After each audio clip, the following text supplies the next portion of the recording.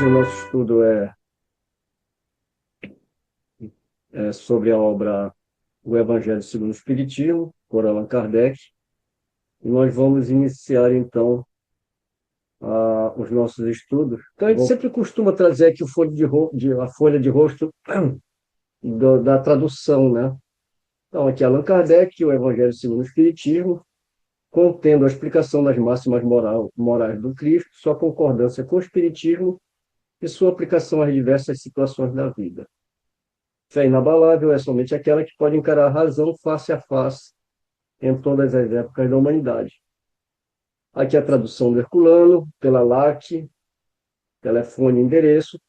Essa já é a 59ª, né, edição da LAC, dessa tradução do Herculano Pires. A edição definitiva por Kardec foi a terceira. Fala, Antônio. Mário, só para dizer que a que eu tenho aqui já há muitos anos e eu acompanho os Uhum. estudos, né, é a 63ª, e aqui diz traduzido do original francês, L'Évangile selon o Espiritismo, 1863. Então, É um bate aí, né? essa data está equivocada, porque não foi em 63 o lançamento da obra, né? Foi em 64. Outra coisa que eu Certo. observei também, né? Na folha de rosto aqui, eu até falei, nossa, será que eu errei a data quando a gente fez o estudo? Não. Quem errou foi a LAC aí, ele colocou 63. O Evangelho foi publicado em 64, né? E a primeira edição, Imitação do Evangelho segundo o Espiritismo. E só posterior que foi a terceira. Mas eu tenho certeza que essas edições do Herculano Pires é da terceira. Aliás, praticamente todas as traduções, né? Seja do Herculano. Mas, por exemplo, aqui essa tradução aqui que eu mudei aqui é da FEB. Ela traz aqui a nota, né? Ó, a nossa tradução da obra de O Evangelho segundo o Espiritismo foi feita da terceira edição. Então, aqui eles avisam qual foi a edição, né? Ou seja, daquela que foi revista, corrigida e modificada por Allan Kardec, né? Mas aqui, ó, inclusive eu estou com a original terceira edição em francês, né? Então aqui a gente vê a folha de rosto, né? E aqui, na verdade, aqui é a quarta edição, né? Mas a quarta edição é uma cópia da terceira, então por isso que eu falei, não tem problema. Mas essa daqui é a original em francês, né? Porque a gente vê algumas curiosidades. Por exemplo, o prefácio, que a gente vai iniciar o estudo agora, né, pelo Espírito da Verdade, você vê que a letra é toda em itálico, né? Então, tem alguns tradutores que eles são muito fiéis, inclusive onde tem maiúsculo, minúsculo, onde a letra é em itálico, tudo isso eles observam. E a gente vai ver algumas coisas diferentes nas traduções. Por exemplo, aqui, ó, quando ele fala que pode-se dividir as matérias contidas no Evangelho em 5 partes. Ele coloca as 5 partes em itálico, separadas por vírgula. E a gente vê que o Herculano ele coloca numerado isso, né? Número um, número 2, número 3. Mas não tem muito problema, porque não vai mudar o sentido. Eu só estou fazendo uma comparação com alguns tradutores que são mais fiéis. Então, eles respeitam até isso, né? Se está em itálico, coloca itálico. Por isso que quando nos nossos estudos, a gente vem falando, olha, esse grifo é nosso. Por quê? Porque nós pegamos um trecho da obra e grifamos para ressaltar aquela parte, né? Porque a gente quer chamar atenção para aquela parte da frase. Mas a gente tem que avisar que aquele grifo é nosso, porque senão a pessoa acha que a gente, pegando lá da original, estava grifado, né? Como se o próprio autor quisesse destacar aquela ideia. Então, mesmo no estudo, você tem que avisar que o grifo é nosso.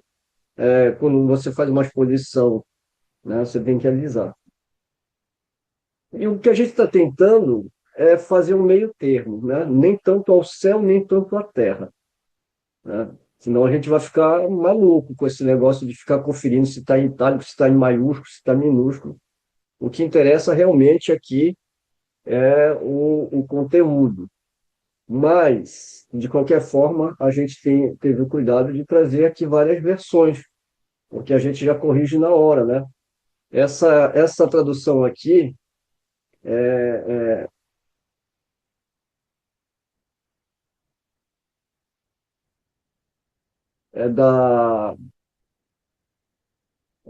do movimento espírita francês, né?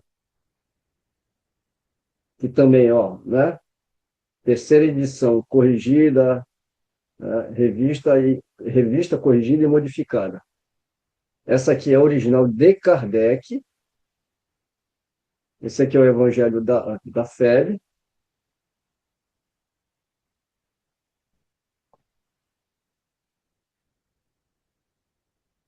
E aqui do Herculano. Então vamos lá, então vamos fazer aqui uma união de esforços aqui para a gente, né, fazer algumas reflexões. Vamos começar o nosso estudo pelo prefácio, e quem prefacia essa obra é o Espírito da Verdade, que começa assim: os Espíritos do Senhor, que são as virtudes dos céus, como um imenso exército que se movimenta, ao receber a ordem de comando, espalham-se sobre toda a face da terra. Semelhantes a estrelas cadentes, vêm iluminar o caminho e abrir os olhos aos cegos.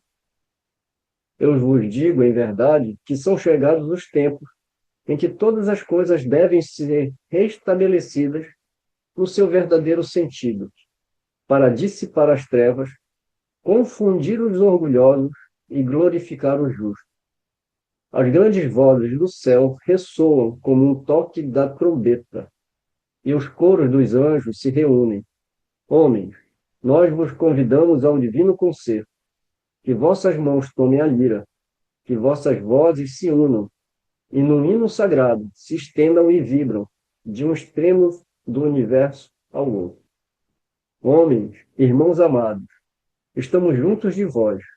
Amai-vos também uns aos outros e dizei, do fundo de vosso coração, fazendo a vontade do Pai, que está no céu.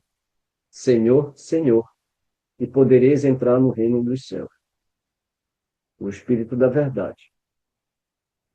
Aqui há uma nota de Kardec.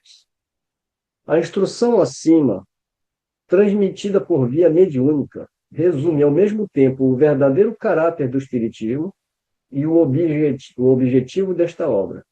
Por isso, foi aqui colocada como prefácio. Meus amigos, vamos comentar um pouquinho esse texto. Vocês gostariam de fazer alguma observação? Cada vez que eu leio isso aqui, eu fico muito comovida e muito comovida e muito, assim, introspectiva.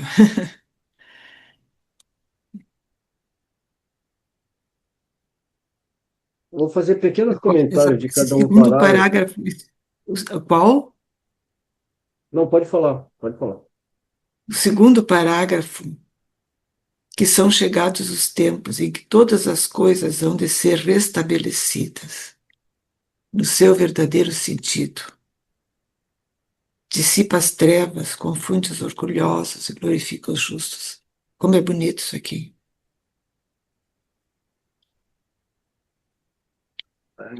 Eu vou fazer pequenos comentários aqui de cada um parágrafo, rapidinho, para a gente não tomar muito tempo. Mas esse primeiro parágrafo, né, os Espíritos do Senhor, que são as virtudes dos céus, como um imenso exército que se movimenta e etc. Isso lembra exatamente o movimento, né, da espiritualidade superior, descendo, usando esse sentido de estrelas, né, vindo à Terra, uma pleiade de espíritos comandadas pelo Espírito da Verdade para trazer O segundo parágrafo que chama a atenção é que ele está falando aqui que são chegados os tempos. Que tempo? Tempos que as coisas devem ser restabelecidas. Se tem que ser restabelecida, é porque tinha sido no passado e não vingou. Então, elas devem ser novamente restabelecidas no seu verdadeiro sentido. Porque quando a gente vai olhar os grandes reveladores, né, como Moisés, na figura de Moisés, tirando o povo daquela ignorância inicial, né, espiritualmente falando, depois o próprio Jesus, ele vem e traz, né, as verdades, e essas verdades, elas são duras ainda de colocar no coração daquele povo ainda muito duro, mas ele encontra abrigo em muitos corações. Depois da morte física de Jesus, a, a moral dele foi se espalhando, justamente porque foi encontrando abrigo nesses corações. Mas, novamente, né, o homem tomou para si uma verdade da qual ele ainda não era dono completo e ainda não somos, né? E o que que se fez? Se utilizou da fé alheia para domínio. A gente já sabe como é que isso funcionou através da institucionalização do cristianismo, né? Através da igreja. E aqui a gente não fala num sentido de ataque à igreja. A igreja, como uma instituição, ela, ela é boa. O problema é que ela é dirigida por homens e homens são falhos. Então, esse restabelecimento do seu verdadeiro sentido, a gente vê na fala de Jesus o tempo todo, né? Com os próprios fariseus, né?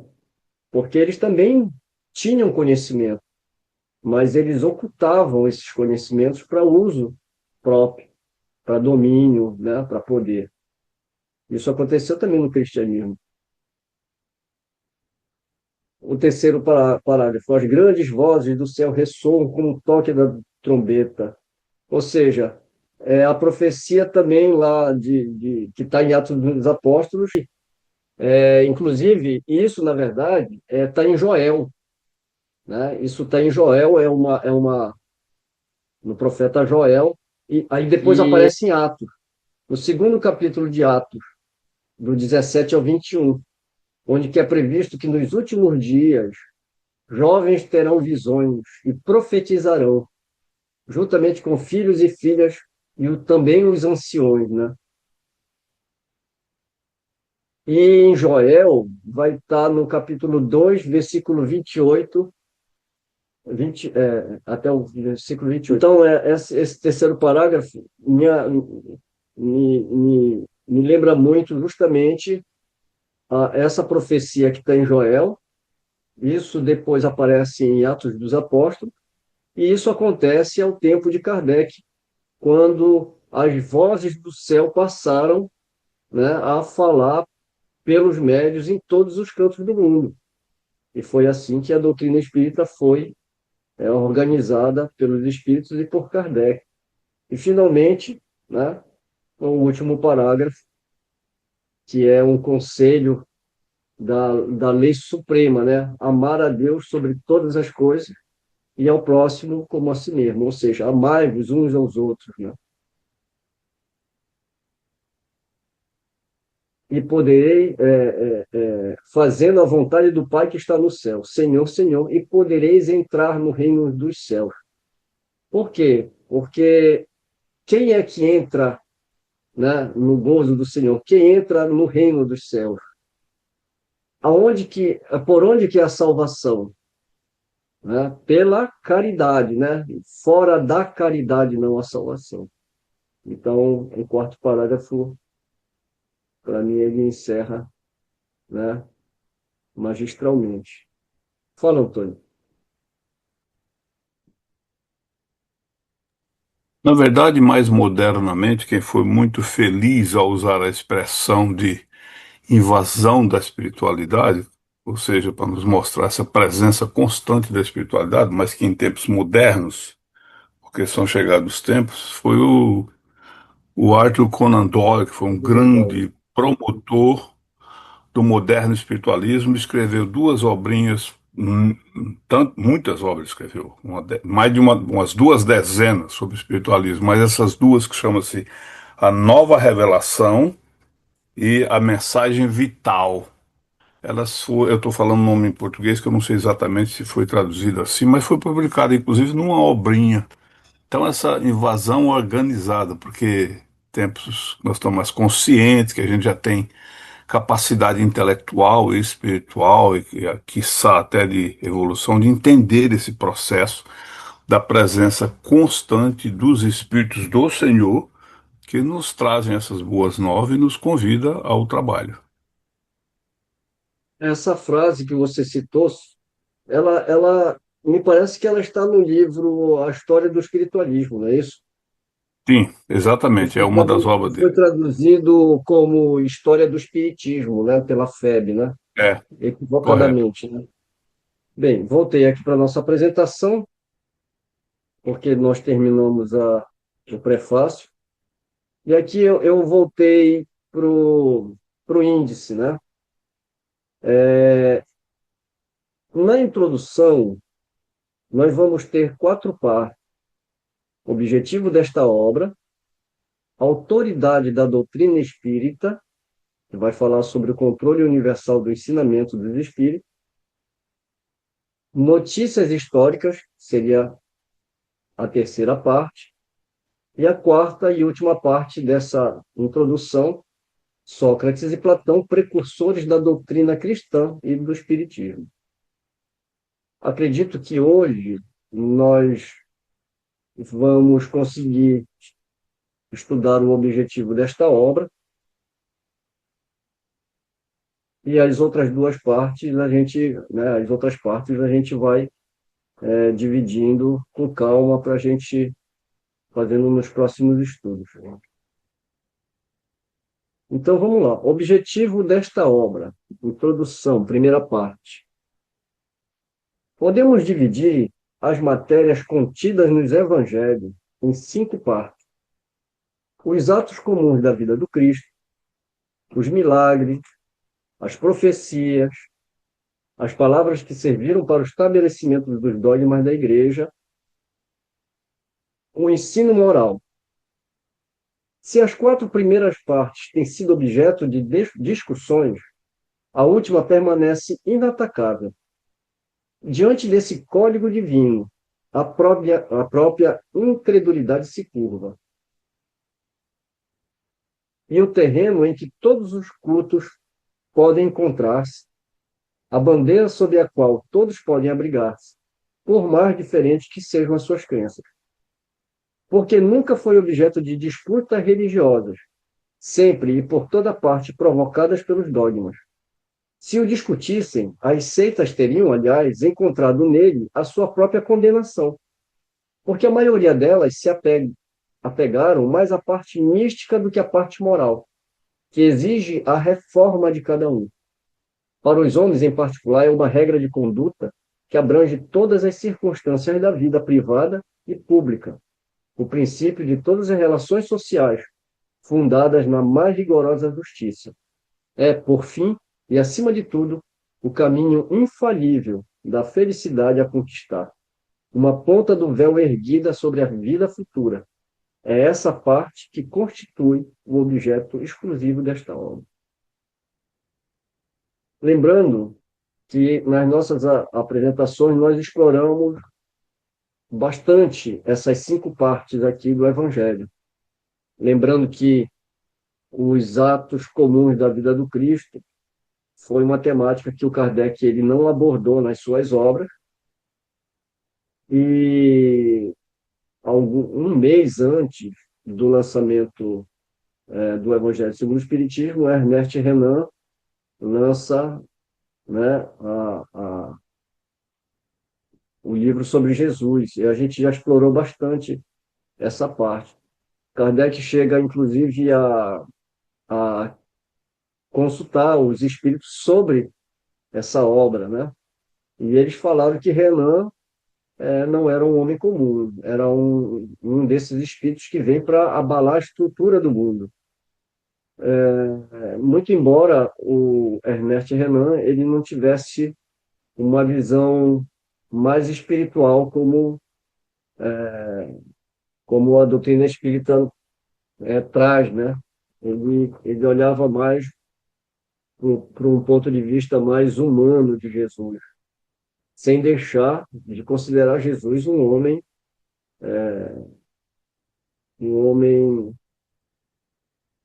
extraordinário, né? Mas ele não conseguia enxergar o espírito que estava ali, né? Mas faz parte de um processo aí, né, de abalar essas estruturas dogmáticas. Kardec ele não entra, digamos assim, ele não faz nenhum tipo de estudo desses atos comuns da vida de Jesus. Mas nós vamos ver que os milagres, né, as profecias, isso vai ser explorado na Gênesis. As palavras que serviram para o estabelecimento dos dogmas da igreja, céu, inferno, aquelas coisas todas, a gente vai trabalhar justamente na obra O Céu, o Inferno e a Justiça, ou a Justiça Divina, né, segundo o Espiritismo.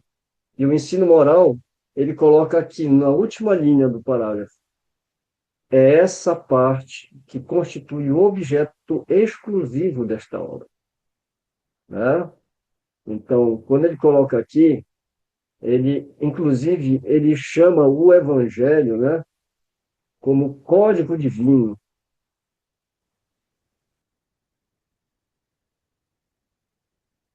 Todo mundo admira a moral evangélica.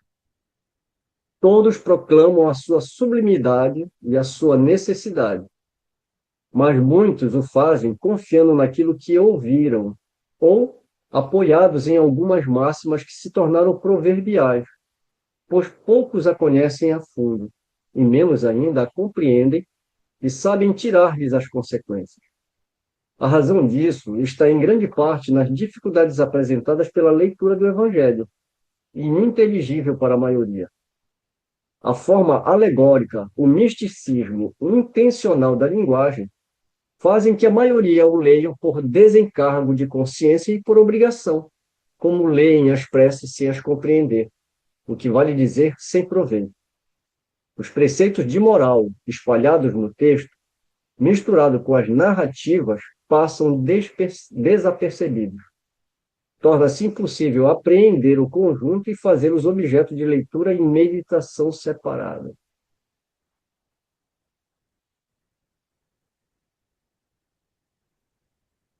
Então, realmente, é como ele coloca, todo mundo admira a moral evangélica. Quem não sabe um versículo, quem que não sabe uma passagem, né? E como ele fala, todos proclamam a sua sublimidade, né? Mas fazem confiando naquilo que ouviram, e não porque entenderam, né? E, e acabam usando, né, essas máximas que se tornaram proverbiais.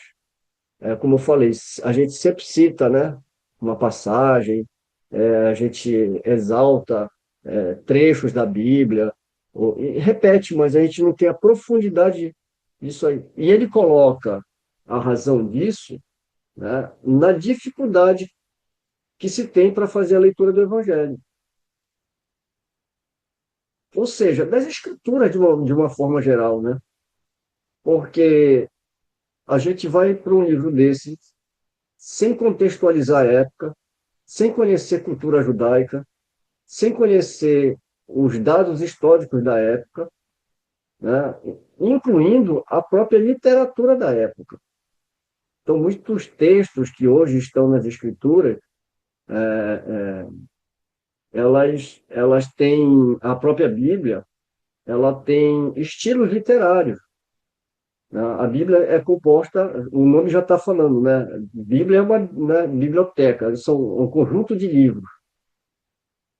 E esses livros, cada livro tem um estilo literário ali. Então, todas essas coisas, se a gente não tem conhecimento, a gente se distancia do que o autor daquele texto queria trazer para a gente. Porque quando o autor quer trazer, ele não está fazendo. A gente não pode fazer uma leitura literal da coisa, porque tem um fundo espiritual ali. Então, como ele fala, né, torna-se impossível aprender o conjunto e fazer os objetos de leitura e meditação separadas, sem essas ferramentas, sem esse conhecimento, né? E cada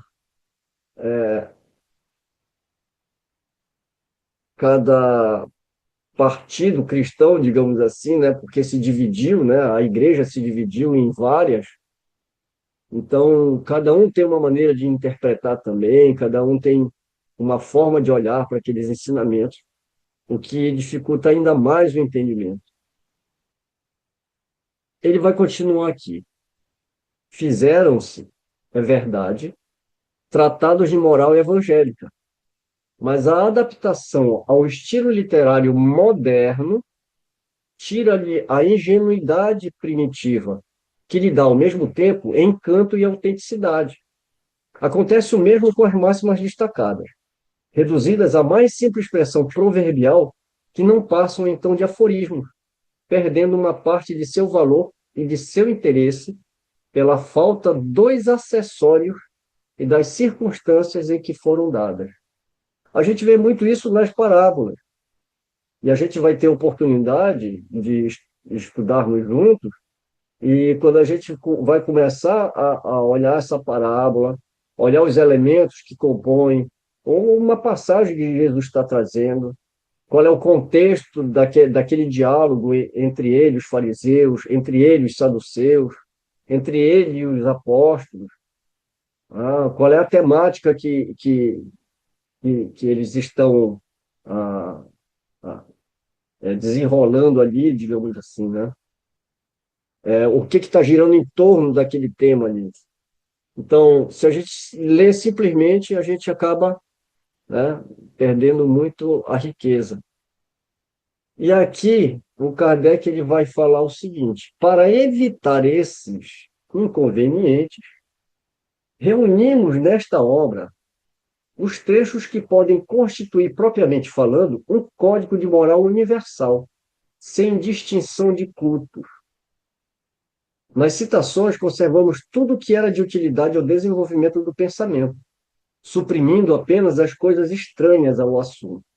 Além disso, respeitamos escrupulosamente a tradução original de Sassi, assim como a divisão por versículos. Mas, em vez de nos prendermos a uma ordem cronológica impossível e sem vantagem real em semelhante assunto, aí máximas foram agrupadas e distribuídas metodicamente segundo sua natureza, de maneira a que umas se deduzam das outras, tanto quanto possível. A indicação dos números de ordem dos capítulos e dos versículos permite recorrer à classificação comum, caso se julgue conveniente.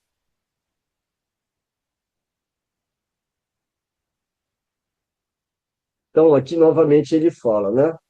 Para evitar esses inconvenientes, reunimos nesta obra os trechos que podem constituir, propriamente falando, um código moral universal, sem distinção de culto. Então, é o que ele coloca aqui, que nas citações ele conservou tudo que era de utilidade ao desenvolvimento do pensamento. Outra coisa que ele chama atenção aqui, esse original de Saci, é Demétrio de Saci, né? É a Bíblia que era usada na época de Kardec. Então ele escolhe essa por ser a mais usada e ele vai tentar ser o mais fiel possível a essa tradução. Mas ele não usa só essa Bíblia, né? Ele vai usar também mais outras duas que a gente comentou na apresentação e no momento oportuno a gente vai trazer novamente esse assunto aqui. Tudo bem até aqui? Podemos então seguir mais um pouquinho?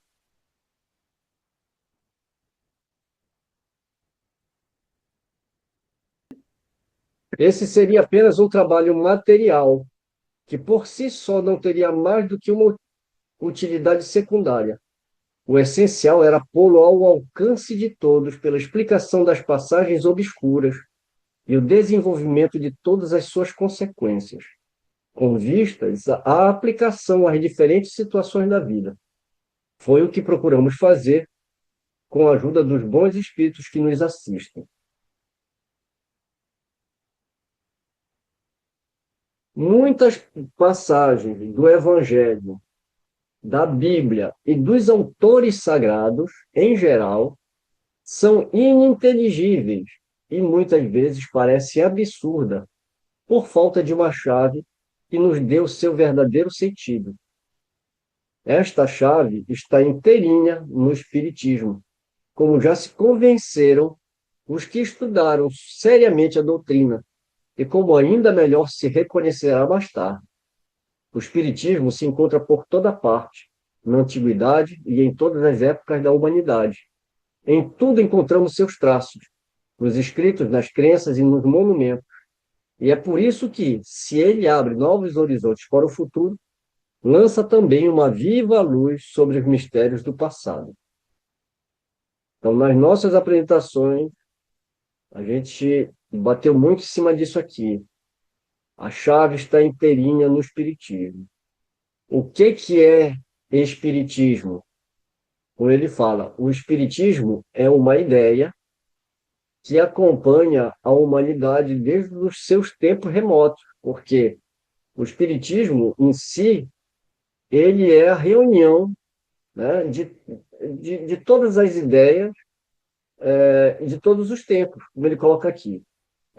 O Espiritismo se encontra por toda parte, na antiguidade, em todas as épocas da humanidade, mas não com esse nome.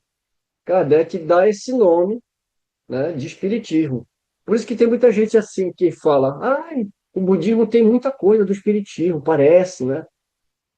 Parece, mas se você for estudar o Espiritismo, ele, através dessa ciência espírita que o Kardec desenvolve nas três primeiras obras, né?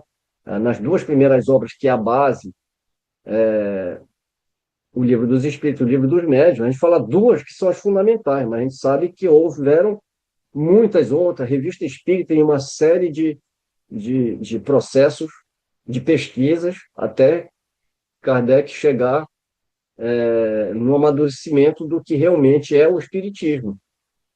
Então, quando a pessoa fala, o budismo parece, tem pontos em comum, porque é uma ideia, e essa ideia sempre existiu, né? Ela não é exclusivista, né? A verdade, ela vem para todos. Só que cada um interpreta a seu modo, a sua época e a sua cultura. Assim foi com Buda, assim foi com Hare Krishna, assim foi com tantos outros homens, né? Lao Tse, que enxergaram uma verdade e trouxeram aquela verdade dentro da possibilidade, né, da própria missão que eles receberam. Mas aí, quando você pega a ideia de cada uma dessas doutrinas, você vê que os equívocos e as falhas, o próprio Espiritismo, eu não vou dizer corrige, né? Porque o Espiritismo não está corrigindo ninguém, mas ele está esclarecendo, porque nós não estávamos preparados para enxergar daquela forma. O próprio povo hebreu não tinha uma ideia, né, sobre a reencarnação. Eles tinham uma ideia muito ainda incompleta.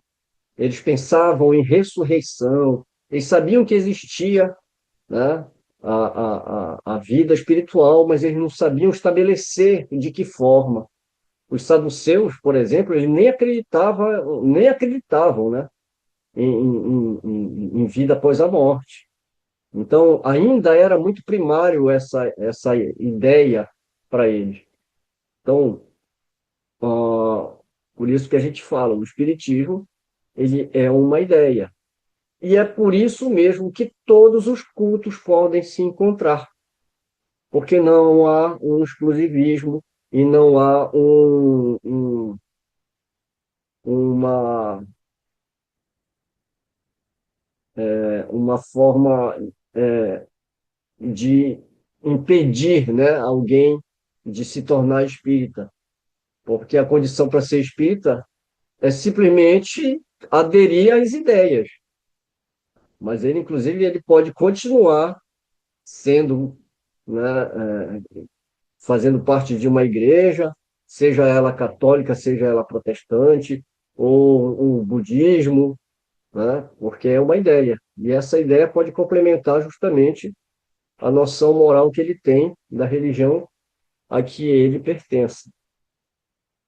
A gente vai aprofundando essas ideias conforme a gente for caminhando. Como complemento de cada preceito, damos algumas instruções escolhidas entre as que foram ditadas pelos espíritos em diversos países através de diferentes médiums. Se essas instruções tivessem surgido de uma fonte única, poderiam ter sofrido uma influência pessoal ou do meio, enquanto diversidade de origens prova que os espíritos dão os seus ensinamentos por toda parte e que não há ninguém privilegiado a esse respeito, né? Aqui tem uma nota de rodapé. Essa nota de rodapé aqui é de Kardec.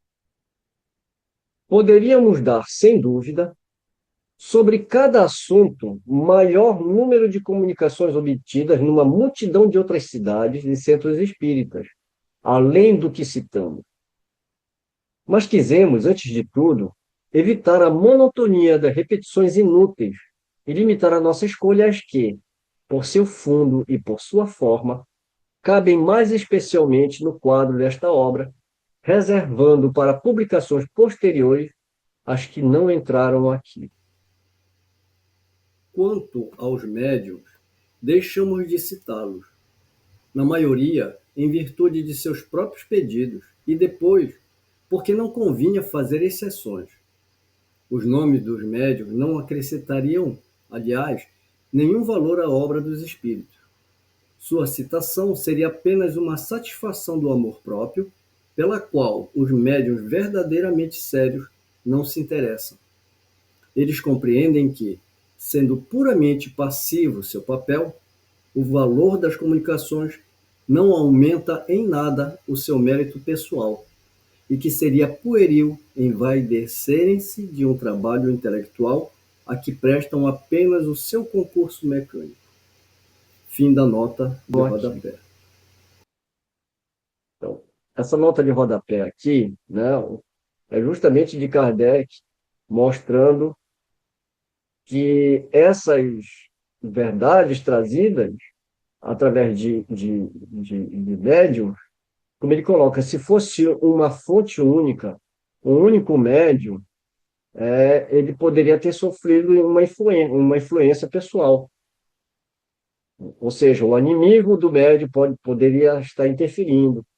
E outra coisa também, né? Um único espírito se comunicando através de um único homem, né? Não dá para ter crédito, pelo menos no crivo da razão de Kardec, não. Então, a gente vai ver que o Evangelho segundo o Espiritismo ele não foi também um livro escrito de uma hora para outra. Ele foi pensado, meditado, exigiu de Kardec um retiro, muita concentração e consultando vários médiuns. Uma coisa interessante na nota de rodapé é que ele deixa claro que ele não vai ficar perdendo tempo, assim como ele fez no livro dos médiuns também, né? Ele fala assim, para cada comunicação aqui, eu colocar o nome do médium, o nome do espírito, vai ficar tão monótono porque eu vou ter que citar vários médios, vários... E outra coisa, o médium, ele, na verdade, ele é um instrumento, né? A mensagem é do espírito.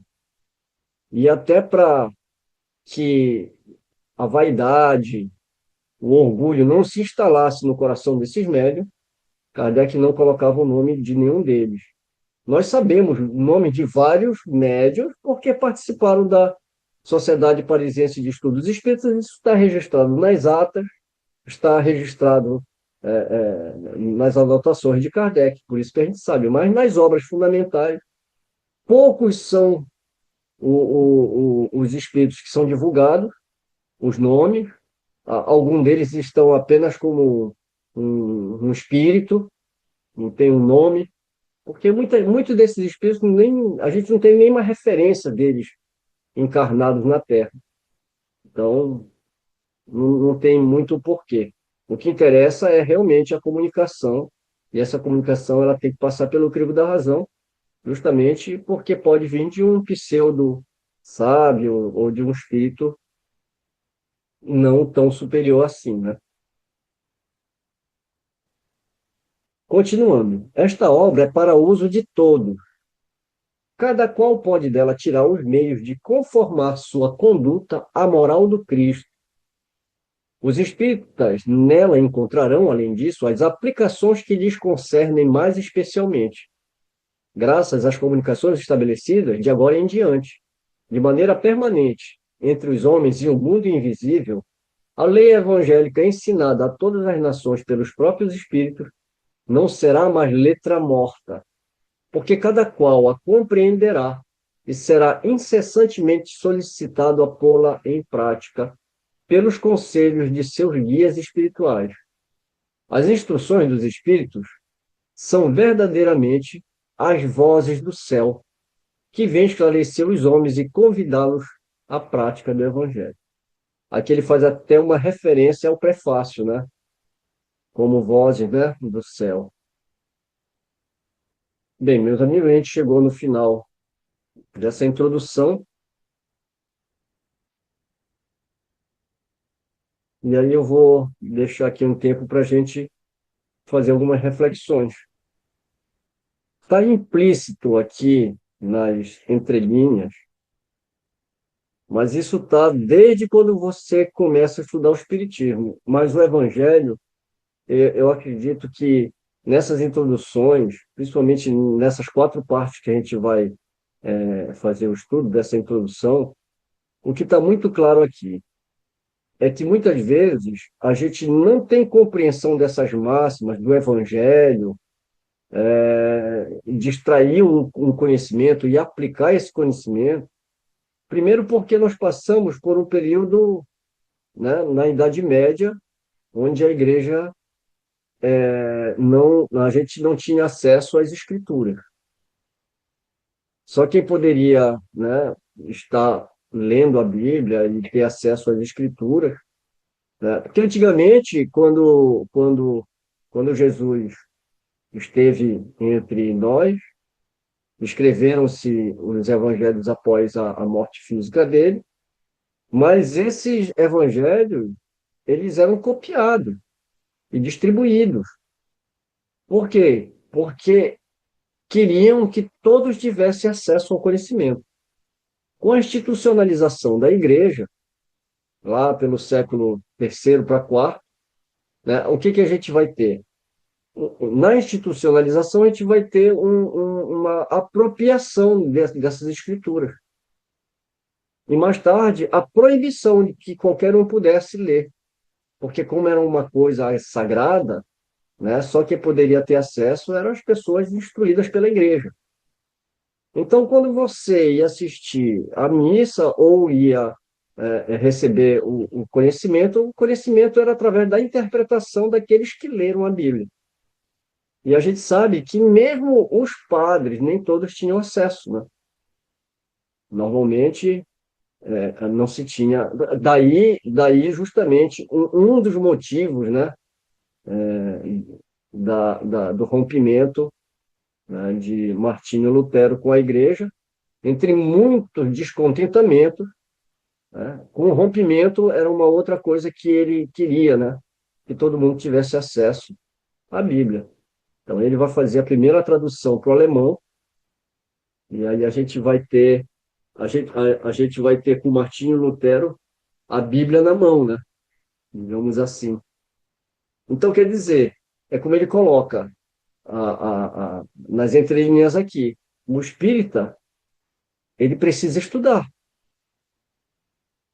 para poder entender. Mas ele aponta a falha nesses ensinamentos, porque a gente vê muita gente que é da igreja, mas não conhece a própria igreja, não conhece os fundamentos, não conhece a história da igreja. Porque nós passamos séculos apenas obedecendo cegamente o que a igreja falava. Porque senão a gente ia para o céu ou a gente ia para o inferno. Ou sempre o poder através do medo, né? Do castigo e recompensa. E aí aquela história, a gente fazia as coisas, a gente não sabia por quê, a gente só sabia que porque era assim. Por isso que nós só sabemos repetir, né? Frases como um aforismo, né? Frases ou uma passagem bíblica, mas a gente não tem a profundidade. Então, o que ele está propondo aqui já existe uma dificuldade em estudar essas escrituras, por conta de tudo isso que a gente já falou, por causa da época, que a gente não conhece a história, os costumes judeus, judaicos, né? Enfim, a política, a história daquele momento. Então, quer dizer, a gente já tem vários elementos que a gente ignora. Quando a gente vai para esses textos escritos justamente nesse contexto, a interpretação ainda é muito dogmática. Então, tudo é fogo do inferno ou é tudo uma beatitude de Deus? Então, a gente olha para essas histórias do Antigo Testamento, fogo em Sodoma e Gomorra, a gente vê os homens com 800, 900 anos. Por quê? Porque não se tinha ideia de reencarnação, né? Então, aquele que vivia mais era porque era um presente de Deus, digamos assim. Então, quer dizer, a própria Bíblia ela é cheia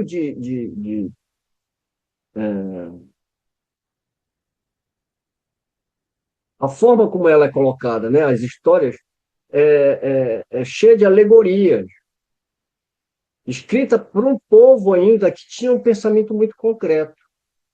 Então, Kardec coloca isso. Nós já temos toda essa dificuldade de ir para um texto e ele ser complexo e a gente não entender.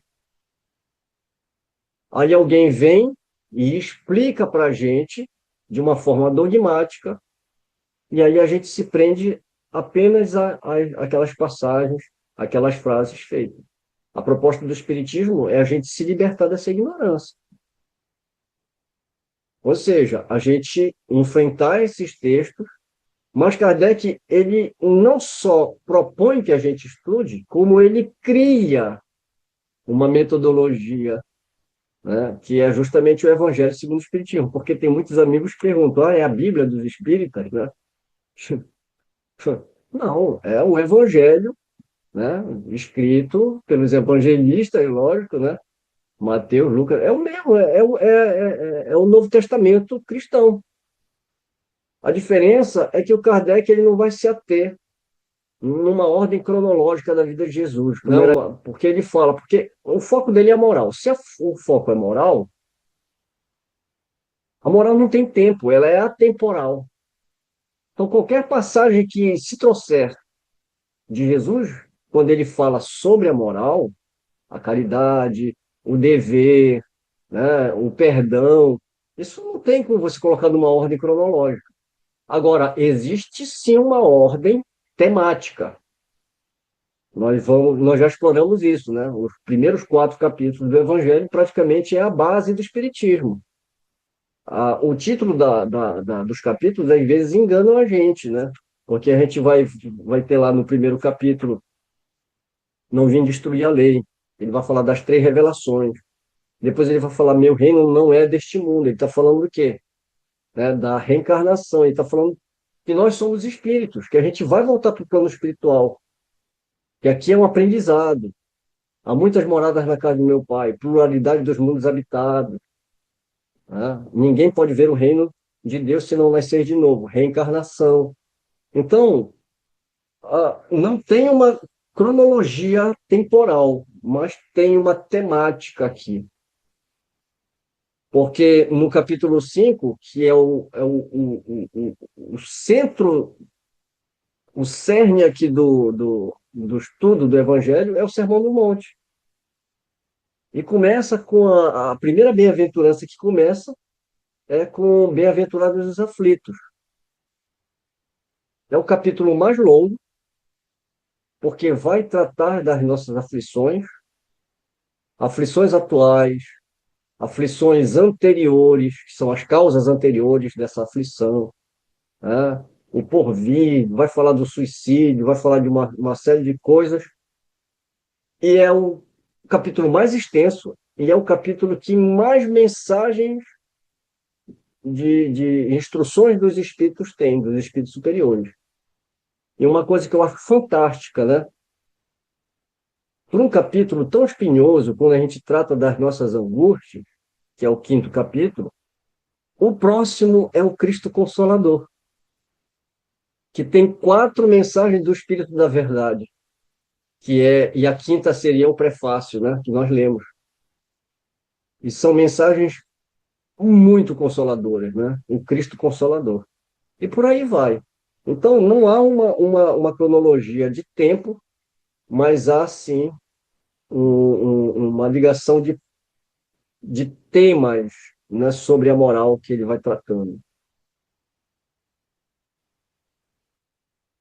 Cadê Eu o... fiquei pensando, ah, Martinho Lutero nasceu em 1483, século XV. No século XIX veio a doutrina espírita, né? As vozes do céu.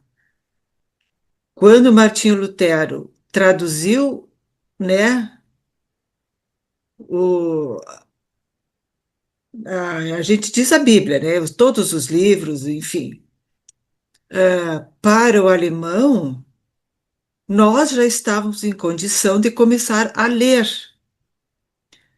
uma minoria ainda, a entender realmente as passagens, né, os ensinamentos, o caminhar do povo hebreu, enfim, nós já estávamos numa caminhada mais evoluída, né? Tu vê, a gente levou praticamente 1.500 anos para receber, né? E aí eu fico pensando, né? Ainda precisamos estar numa linguagem bem gaúcha aqui, né? A humanidade num certo cabresto, né? Pela Igreja Católica, aquela submissão, enfim, né? Quando ela já estava mais madura, veio Martinho Lutero. E dali 4 séculos vem a doutrina espírita. Aí a gente percebe como a evolução está caminhando, digamos, né? Até passos rápidos agora. O progresso chegando à humanidade, o conhecimento. Então, quando a gente percebe, né, que a gente está com a oportunidade de conhecer, né, a doutrina dos espíritos, para mim particularmente, fico pensando, nossa, que bênção, eu já estou podendo ter isso aqui agora, nessa existência. Né? Meu caminhar já deve ter sido bem mais rápido em outras. Para nessa eu já estar, né, no entendimento da recebendo a doutrina espírita. Então, a gente podia pensar como espírito também, né, na nossa caminhada, né?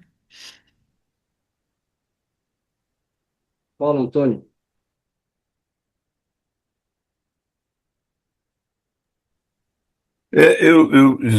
Especificamente sobre o texto, eu diria 3 coisinhas que eu até anotei aqui. Com relação ao médio, além de tudo que você disse, ainda tem a questão da privacidade dos próprios médios, que é um critério que se usa em tudo que é tipo de obra, de literatura, que o autor respeita quando a pessoa, e naquele tempo tinha muito mais razões para isso, né? É só essa questão sobre o médico. Você citou vários, mas essa aí.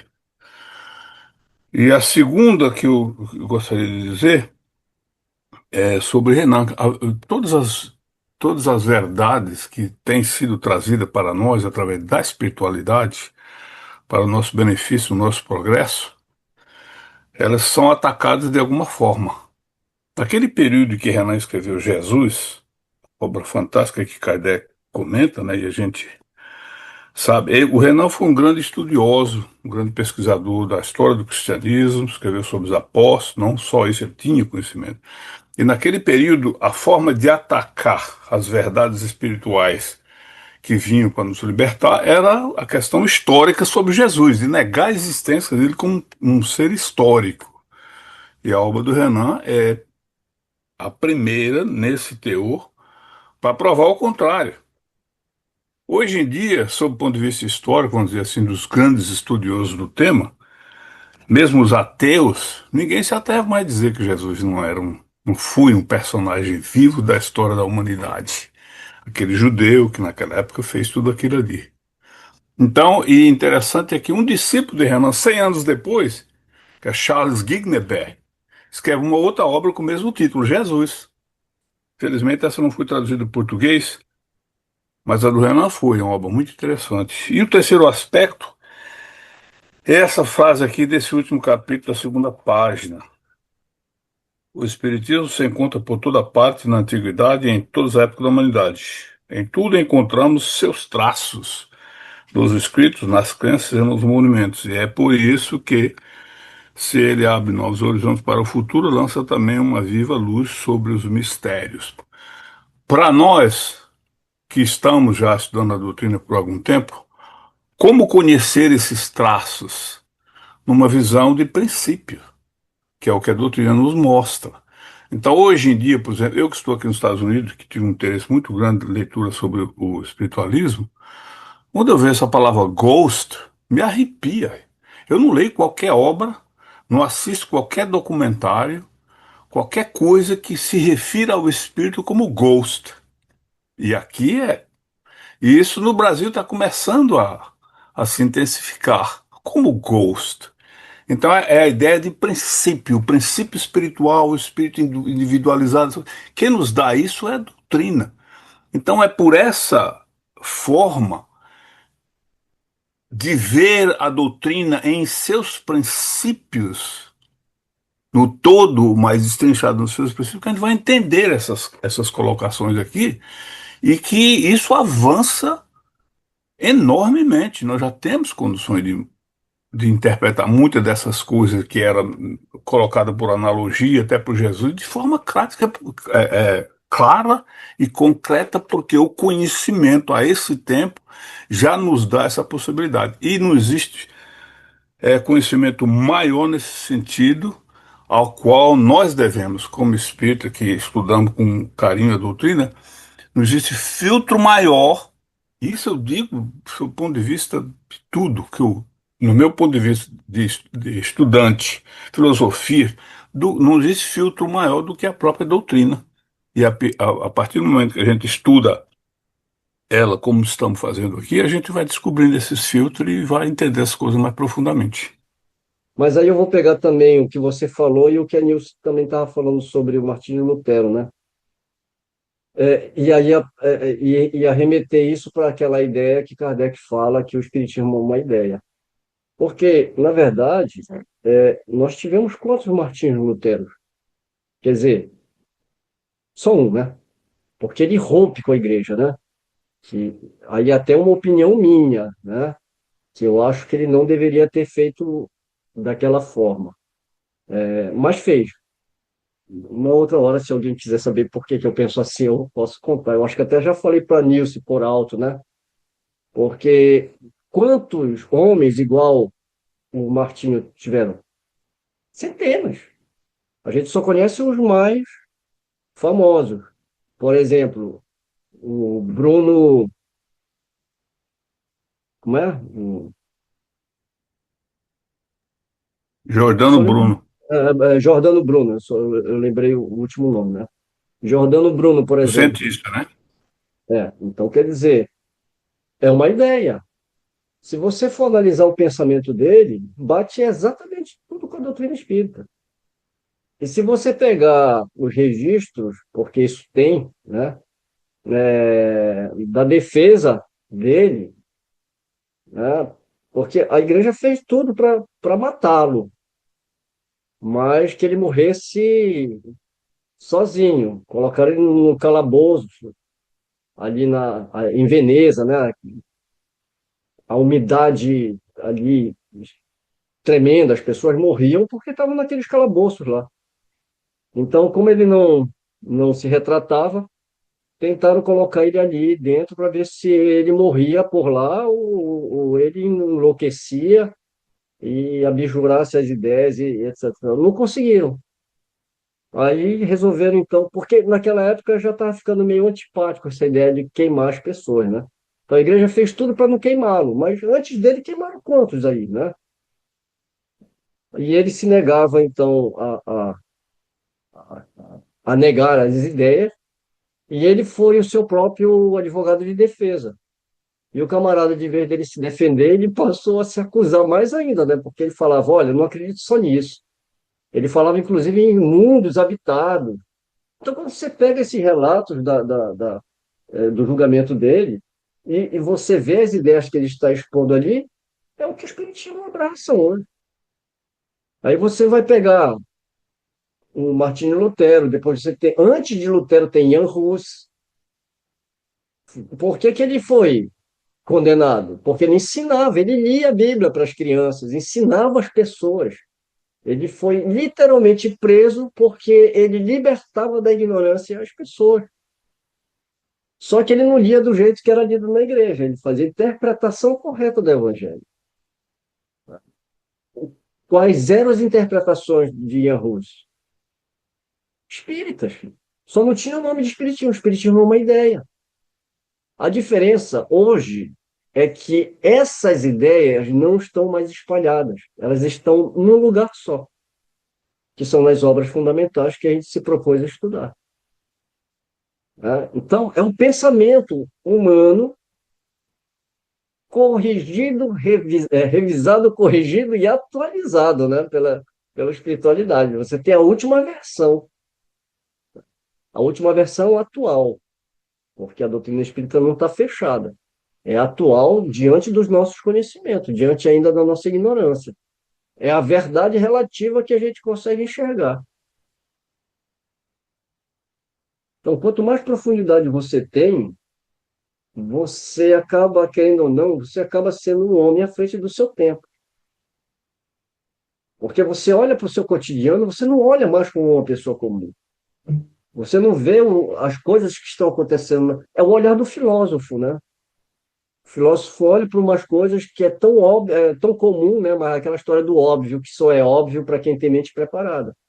O espiritismo te prepara, desde que você se prepare para isso. Então, por isso que, né, o que o Antônio falou é exatamente isso. Se a gente não tiver o conhecimento basilar da doutrina espírita, o evangelho continuar a ser o evangelho de Mateus da igreja, de João da igreja, né? O de Lucas da igreja e o de Marcos da igreja. Ah, o espiritismo é outro? Não, é o de Marcos segundo essa ideia que nós chamamos de espiritismo.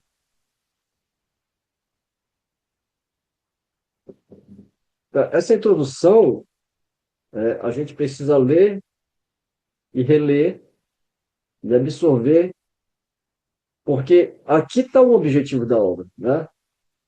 Mas alcançar as máximas morais de Jesus não é por repetição, e não é por fé, não é por crença, é por entendimento. Porque quando acontecer alguma coisa na tua vida, a tua fé ela vai ser raciocinada e ela vai ser muito mais intensa. Porque você está fazendo isso através do uso do teu livre-arbítrio e usando a tua autonomia. É você que está no comando, você que está escolhendo. Aquela história do vendedor, né, de seguro, que te traz uma apólice com um monte de letrinha, né, miudinha. Ele fala que só fala as coisas bonitas para você. Aí você, com preguiça de ler, não lê e assina, né? É mais ou menos isso que a gente faz com a nossa vida espiritual. A gente coloca na mão de um pastor, coloca na mão de um padre, de um sacerdote, de um médium, não é? De um adivinho, porque a gente não quer estudar. A gente não quer ler as letrinhas pequenininhas no contrato, né? E o contrato com quem é? Com Deus e comigo mesmo, né? A libertação, ela tem um preço, que é fazer uso das nossas faculdades. Por isso que Deus nos criou simples e ignorantes, em vista de nós avançarmos, né?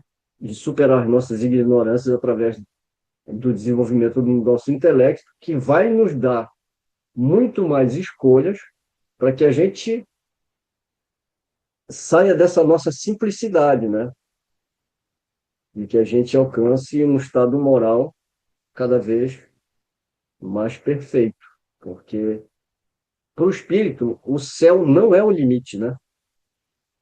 Nós somos seres imortais.